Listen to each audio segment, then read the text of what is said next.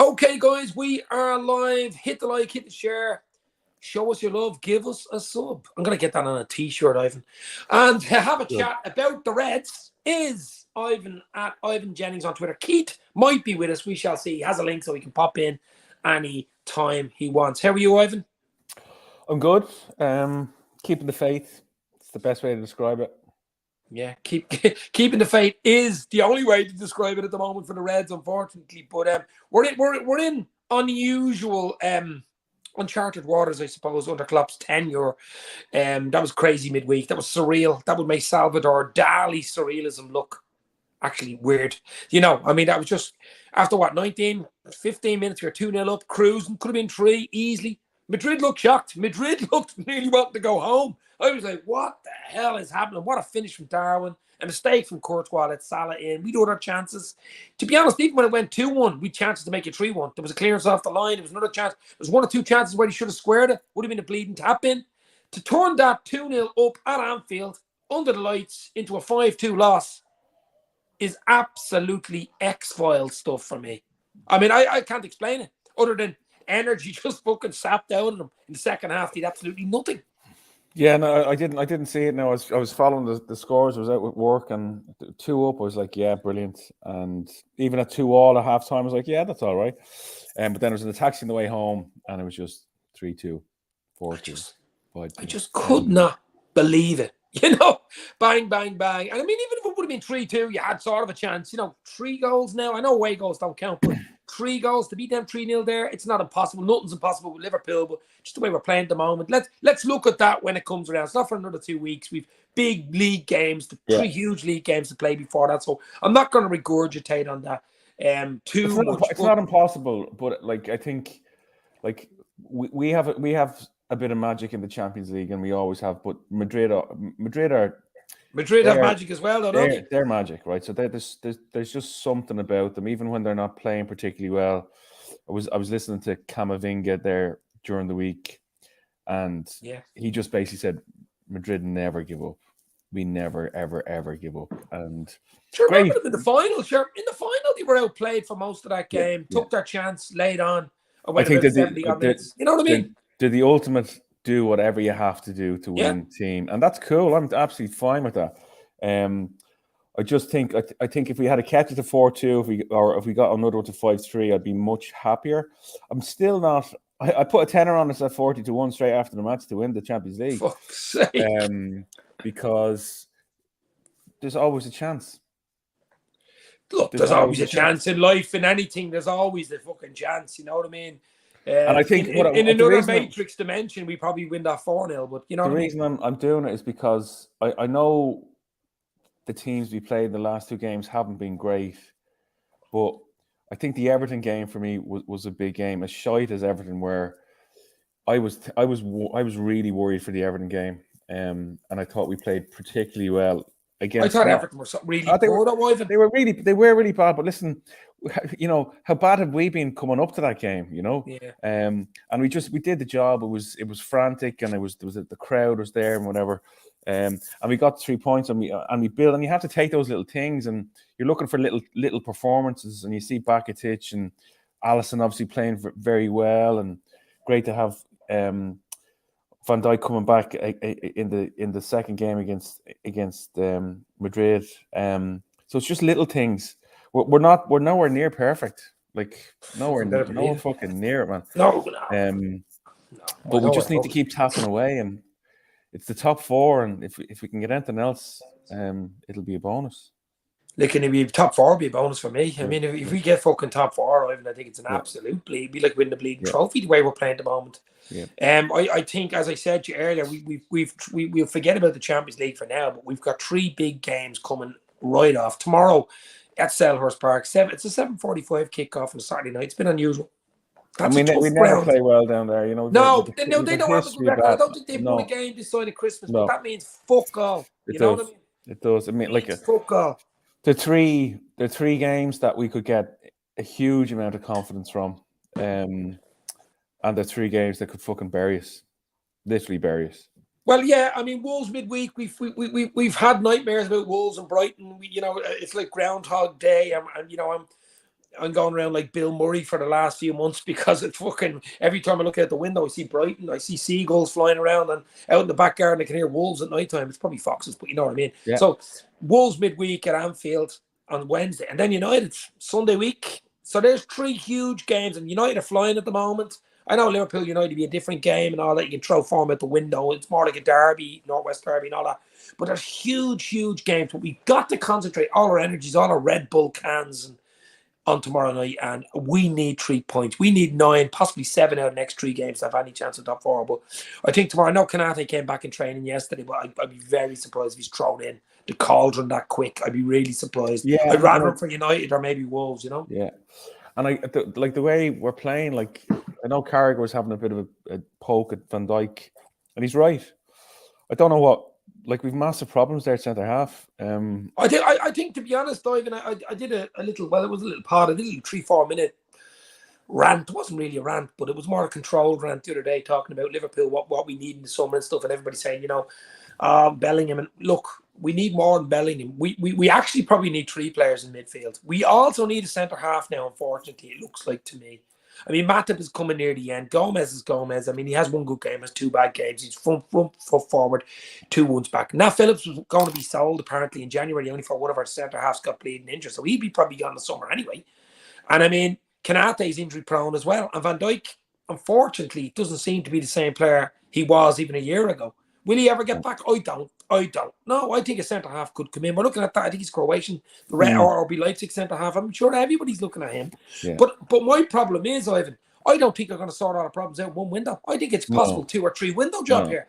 Okay. I mean, it's like talking about visiting a dentist. We need major surgery, not a dental appointment. We need major surgery, open heart surgery, and it won't be sorted in one, surgical visit. We're going to have to go in and go back, and could even be January. It could even be next summer. So I think the rebuild starts obviously this summer, but it's not going to be done in one. I'd be very surprised 5 or 6 players come in.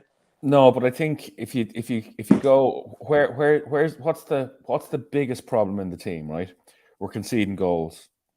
Yeah. How are we conceding goals? Because the defense doesn't look great. Is it the defense's fault? I don't know. Is it midfield? Like where do we target? I totally agree with you. We're not going to buy 5 top class players. It's not going to happen. You might buy 2 or 3. That's max. So what's the priority? And the priority, I think, has to be midfield and getting somebody, 2 players probably in there that just tightens us up, gets some more legs in there, and provides a bit of protection to the back 4. That'll buy us a bit of time, I think. Like I'm shocked at Van Dijk. I'm absolutely fucking shocked by the way he's playing. The goal, Benzema's goal the other night. I know the ball went through his legs, but he should just fucking put him out. He should have challenged him, between the lines before he got anywhere near the fucking edge of the box. Just go and fucking clear him out. There seems to be a hesitancy or something got into Van Dijk's game, isn't there? It's like like he hesitates. He never hesitated. He was always reading the game. Yeah, he used to be so decisive. Hesitancy is huge. Yeah, he used to be so decisive in that he'd run beside the player, and the player would just go, "I'm not even going to challenge this lad here," or he'd get in and he'd make the challenge and just sort it out. Now he's 2 or 3 yards away from the player, where the player on the ball must be going, "This is fucking great. He's not doing anything here to me." Yeah, he needs to get closer. He needs to be more intimidating, because the year we won the league, he was incredible. He was bullying players, and players were just afraid to go anywhere near him. Now he looks like a bit of a soft touch. To be fair, when he came in January 18, he was brilliant. Right up, as you say, even up to last year. There was a few signs last year, but you have to continue. You'd have to say last year, but this year, he's been nowhere near. I don't fucking get it. I don't get it. In fairness, our stats with him in the team are better than without him. Absolutely. Listen, we all want Van Dijk in the team. I want him tomorrow. I want him against United next week, but I want him to up his game. Do you understand? I want him to up 5%, 10%. Reading the game or blocking. Even the United game earlier in the season, when there was one where your man Sancho, he more or less did an ice skating rink move where, why did he just come out with the player and make he's opening up he's actually opening up and telling Sancho, well, I've a spot here in the corner for you, instead of coming at the player and he's no fucking place to put the ball. I mean, this is standard shit though, you know what I mean? Yeah. Like I think because we were playing so badly, like if you look back to when he was there and we were playing really, really well, he looked like he was just kind of cantering around the pitch because everything else was going really well. Now we're balls to the fucking wall, and he's still doing the same things. You can't. I think that's a really good example that you call it the United game. And I remember Milner fucking hammered him after it. Mm. You know, you need to be shown a bit more. Like when you're not playing well, in a big game like that, hammer into somebody. Literally, that goal that I was talking about there, the Madrid goal. Fucking hammer somebody, clean them out. Let it be messy and knock it out, not go out for a throw in. But at least it shows that you know you might not be at your best, but just knock the ball out of play. You ever hear the famous thing? If in doubt, get it out. Totally. I know. If in doubt, get it fucking. That was a goalkeeper thing as well. You know, if in doubt, just get the ball up onto the halfway line and let them have to rebuild again, or kick it out for throw in. You know what I mean? Inviting teams onto you, inviting teams onto you up to the edge of the 18-yard box, just asking for fucking trouble. Like seriously, I mean, I think there's so many problems at the moment. I'm not saying Klopp won't iron them out. It'll take time though. You've got to be patient, guys. This won't fucking happen in the next few months or in the summertime. I think Diaz has been a big loss for us. He just gave us so much. Obviously, Jota's been injured. Jota's back in the squad and Bobby and stuff. But I think Diaz in particular was he was one of our better players last year. Yeah. Like Diaz, he filled in that gap. Yeah, I thought he was an out ball for us. It reminded me of, he was like a better version of Ronaldo when he came to United. You could just go to him and he would take it, and he'd take the kicks and the knocks and he'd keep going, and he was just an out ball. He was fucking superb for us. He will be back. Whether he's back for the second leg in Madrid, it'd be around that time. Whether he's in the squad or not, I don't know. But like tomorrow, I mean, I look, Palace, luckily for us, well, obviously they're not that confident for this game because they're not on any type of run. I don't think they've won a league game this side of Christmas. They're on a bit of a poor run, which is obviously suits us better than them being bleeding flying, you know. But it'll be a tough game. And back to this thing again, Ivan, you're away from home, giving silly goals away, first 10, 15 minutes away from home, you know, just giving them encouragement. This has to be stamped out immediately. Has to be. Yeah. And I think the two league games, we were decent enough. We definitely gave away chances to Everton and to Newcastle. We gave a good few away from my liking. Newcastle. But yeah, like if it goes to 20 minutes and we haven't scored, you really do start wondering, you know, what's going to happen. So you just hope we get an early goal and we keep it tight. Again, I'm curious what kind of lineup he's going to pick. I mean, what would you do? I mean, you'd have to make changes from the Madrid game. I mean, I'd go obviously Alisson. You'd have to stick with Trent and Robertson, and the question mark now is Gomez. Do you bring Matip with Van Dijk? I think you have to. Yeah. Or does he say to Gomez, you had such a bad game, you have another chance? We can't keep giving bleeding chances. You know what I mean? You can't. And then in midfield, do you bring Naby in? Do you bring Curtis Jones in that midfield that looked absolutely wrecked? Do you bring Harvey Elliott back in? Up front, you probably say it's going to be the same again, although Jota must be banging on the door. Bobby must be banging on the door. Yeah, I think 2 or 3 changes tomorrow. I'm not too worried about up front. Like, I think we've been doing all right there. And great seeing Gap go when he scored against Everton. He looked like he was really confident and he pushed on. Midfield's a real problem. I'm not sure about Naby. Like Naby's into his last 15 games for the club. Is he staying? Is he going? Is he going to give everything? I don't know. Bakitic obviously will play, and it's a kind of a testament to how poor we've been in midfield that our best player is a 17-year-old kid. I can't blame too much about him the other night. I mean, he was outclassed. I mean, their midfielders destroyed our midfield. He'd no help from Fabinho or Henderson because they got destroyed. What worries me, like Madrid have done the transition in midfield absolutely perfectly from an aging team, Modric, Cruz, Casemiro, and then they've got your man Tuchel that we looked after, Valverde, the lad that they brought on after 25 minutes that Klopp was talking about, Camavinga. They just Tuchel wasn't even there. Exactly, but they have this. They know exactly what they need to be doing. Do you know what I mean? And then we're wheeling at the Alphas. What do you expect?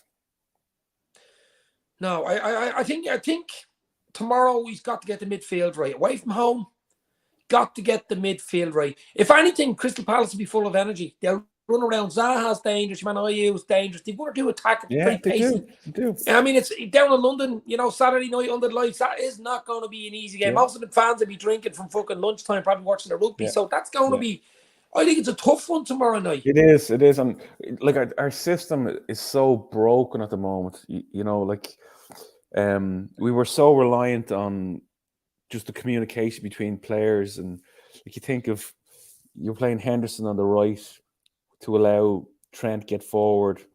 Trent's getting forward now. He's not getting back. Henderson hasn't got the legs to cover.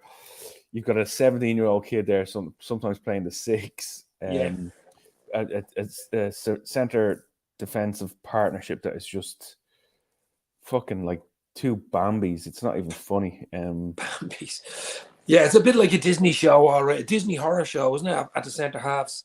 Bambi on ice. And again, like Dave, I've been calling out Alisson as my favorite player for the last 2 or 3 seasons. He's been fucking brilliant. He has kept us in fucking games the last couple of weeks. Certainly kept us in that Newcastle fucking game. I can tell you that much. Seriously, you know. And I get that. Like he's part of that system where you can play the high line, and we're happy to sweeper. It's like a sweeper, It's like a sweeper. And you know, in one-on-ones, you've a really good chance that he's going to do something. But I don't like my keeper being exposed. I'm not mad about the keeper getting man of the match, to be honest, Ivan, because when you look at it, yeah, man, I mean, De Gea used to get it for United when they were shy. There was a reason why he was getting man of the match, because the defence was so fucking shy. Yeah, but you know what I mean? What was happening was we'd concede maybe 1 or 2 chances in the game, and he'd save us. Now it's 5 or 6 or 7, and you're kind of going, "What the fuck, lads?" And you can't save us. You can understand. You're not going to save everything. You can understand something happened once, but they should be talking to each other, going, "Lads, that can't happen again." Who was too deep there? Who's too forward? Did somebody not move across? It's happened 5 or 6 times, and he's going to concede goals. As good as he is, there's nothing he could do about it, you know. So what would you do tomorrow? What would you go with? You're going to stick with 4-3-3, I presume. But what team? I definitely go 4-3-3. I wouldn't change the fullbacks, and I'd probably, as you said, I'd bring Matip in for Gomez beside Van Dijk. What's the midfield? That's the big 3 then. You're sticking with the front 3, I presume. I'd definitely stick with the front 3. I think it's Henderson, Thiago, Bakic, possibly Keita coming in for Henderson. Yeah.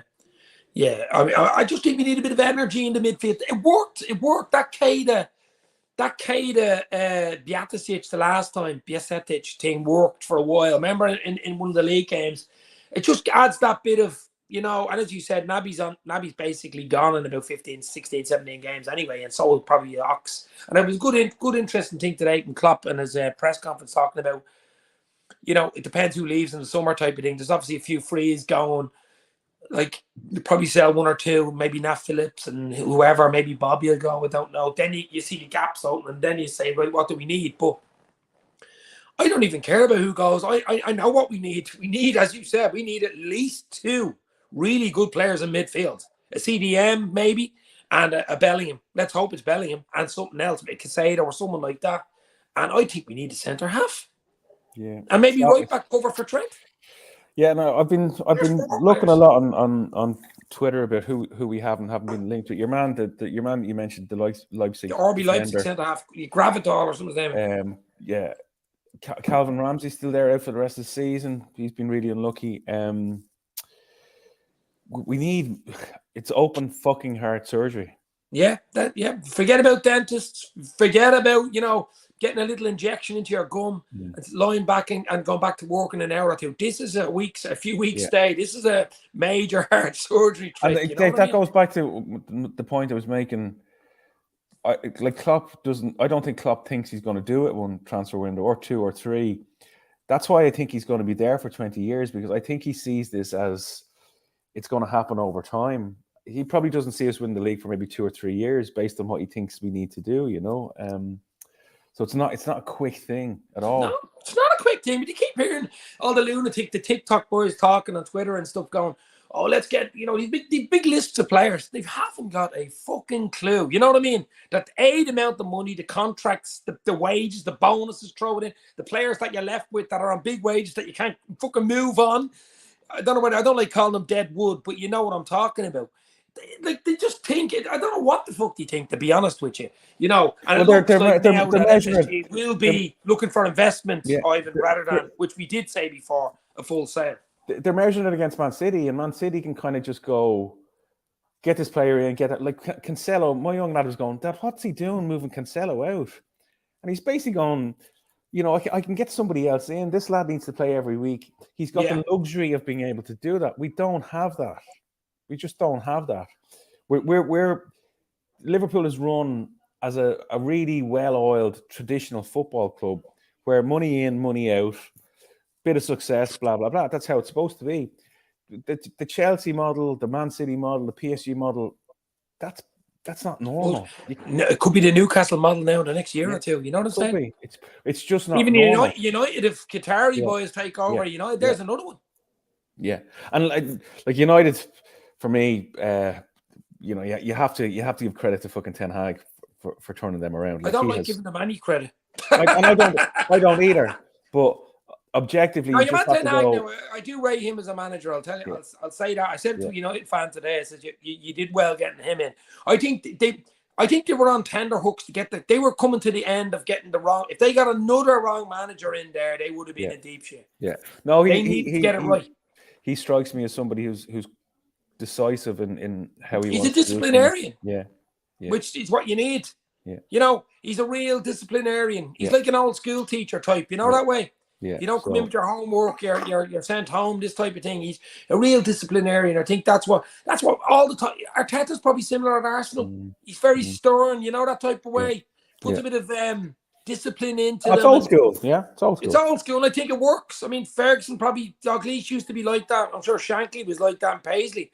And it seems to work, especially with all these young TikTok boys with their millionaire, their big cars, and, you know, a few million in the bank on 21, 22. Need a bit of discipline there, and I think that's where Ten Hag has steadied the boat there. But we'll talk about them next week because we do play them at Anfield, of course, next Sunday. But back to tomorrow. I think tomorrow the 3 games is bigger because the away from home. The other 2 are home. I think they take care of themselves, the games that they are. I think tomorrow is a tricky one. I think tomorrow's a potential banana skin. No, I agree. It is. But I'm not saying I'm really worried about it, but I have a bit of a trepidation, you know, away. Give any early chances away. If we go 1-0 down there early, I think we're fucking. You know, we haven't shown enough. Yeah. That'd be my worry, Ivan. Concede an early goal. It kind of reminds me of the Everton game a couple of weeks ago. I know we were at home for that. It's got banana skin written all over. It's got an embarrassment written all over. Yeah, it does. So, but again, I'm still confident. You know, I still think I've seen enough over the last 3 games to say there's still quality in that side, and we can still score goals. It's just got the gel as a unit, doesn't it? I mean, we always talk about control, and when we won the Champions League, we had control. I haven't seen control. I've seen it in bits. I've seen it in 2, 3, 4 minutes, you know, spurts in each half. I've never seen. Other than maybe the Bournemouth game where we won 9-0 to start the season. Even in the City game, we were good. I know City had a few chances, but that was City.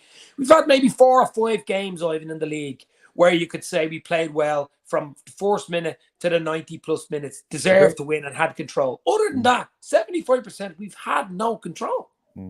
That's my big issue. Yeah. No control. Yeah, no, I think I said it a couple of weeks ago. It looks like it reminds me of playing kind of FIFA 95 back in the day against. Back in 95.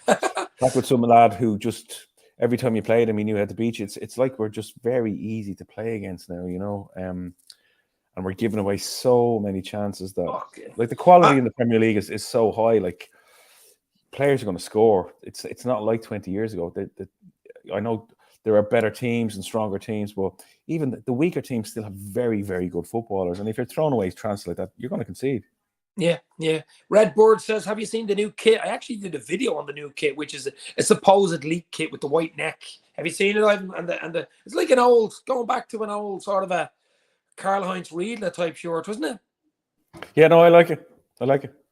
If it is it, I mean, it's a leaked one, but the guys that leaked it got the last 2 right, so I'm presuming it's probably right, you know. But no, I do like it. As well, before we go, we're going to mention a legend who passed away recently, John Motson.